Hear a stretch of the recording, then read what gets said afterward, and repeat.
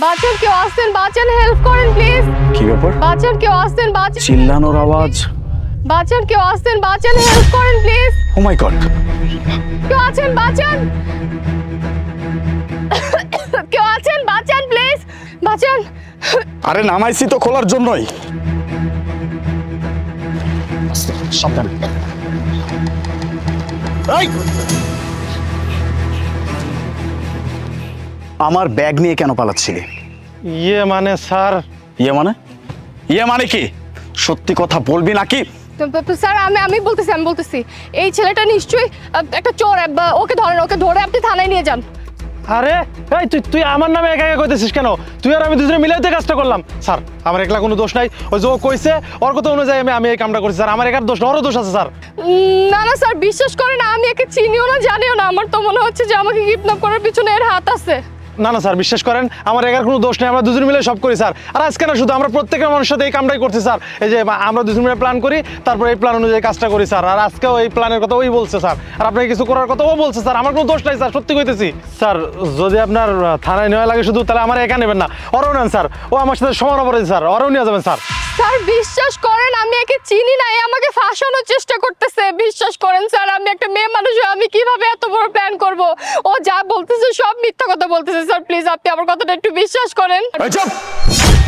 আর একটাও কথা বলবি না। তোরা কি ভাবছিস আমি কিচ্ছু জানি না? এই যে তোরা এতক্ষণ যাবত এখানে যা কিছু করছিস আর আমার ব্যাগটা নিয়ে যাওয়ার জন্য যে এই প্ল্যানটা সাজাইছিস, সেটা আমি খুব ভালো করে জানি। আমি তোদের নামে অনেক আগে থেকে কমপ্লেন পাচ্ছিলাম, কিন্তু আমার হাতে কোনো প্রমাণ ছিল না যে তোদেরকে আমি হাতে নাতে ধরে নিয়ে চলে যাব।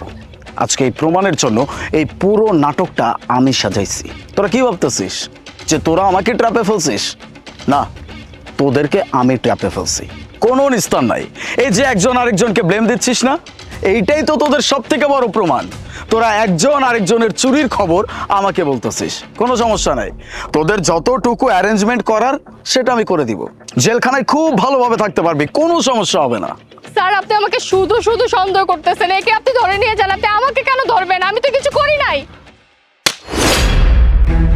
মেয়ে মানুষের গায়ে হাত তোলা উচিত ছিল না, তারপরও হাত তুলতে বাধ্য হয়েছি। এই লজ্জা করে না একটা মেয়ে মানুষ হয়ে আরেকটা ছেলে মানুষের সাথে যুক্ত হয়ে প্রত্যেকটা মানুষের সাথে এরকম কাজ করার, তাদের ক্ষতি করার? আরে যাদের টাকা পয়সা লুট করতেছিস, এই টাকা পয়সাগুলো তাদের তো অনেক ইম্পর্টেন্ট টাকা হইতে পারে। কারো না কারো মায়ের চিকিৎসার টাকা হইতে পারে, কারো না কারো বোনের বিয়ের টাকা হইতে পারে, কারো না কারো সন্তানের পড়াশোনার টাকা হইতে পারে। আর এই টাকাগুলো যে তোরা এইভাবে লুটপাট করিস, তোরা যে মানুষের কত বড় ক্ষতি করিস, সেটা আমি তোদেরকে হারে হারে বোঝাবো। চল থানায়, তারপরে তোদের দুইজনকে আমি ঠিক মতো বুঝাই দিব যে আসলে মানুষের সাথে খারাপ করার বা মানুষের সাথে অন্যায় করার পরিণতি কি হইতে পারে। স্যার স্যার প্লিজ আমাকে মাফ করে দিন। আমি একটা মেয়ে মানুষ স্যার, আমার ভুল হয়েছে স্যার। আমি আর কখনো এরকম করবো না। মাফ? কিসের মাফ? স্যার স্যার স্যার স্যার এবারের মতো মাফ করে দেন আমাদের স্যার, বিশ্বাস করেন। এই যে কান ধরতেছি আর কখনো এমন কিছু করব না স্যার। তোরা আমার কাছে মাফ চাচ্ছিস, কোনো লাভ নেই।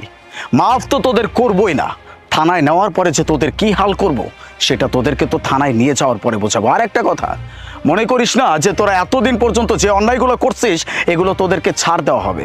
স্যার স্যার এবার মতো ক্ষমা করে দেন স্যার, বিশ্বাস করেন আর কখনো এমন কিছু করুন না স্যার, আমাদের ক্ষমা করে দেন স্যার। না, এতদিন পর্যন্ত যত কিছু তোরা লুটপাট করছিস এই সব কিছু তোদের ফেরত দিতে হবে। কোথায় থেকে দিবি সেটা আমরা জানি না, বের করে নেওয়ার দায়িত্ব আমাদের।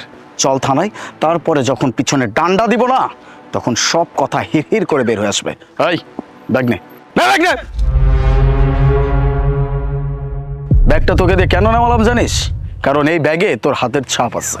ফরেন্সিক রিপোর্টে যখন পাঠাবো তখন শুধুমাত্র তোর হাতের ছাপটাই আসবে, এই জন্য আমি তোকে ব্যাগটা নিতে বসছি।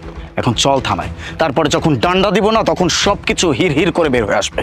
চল চল।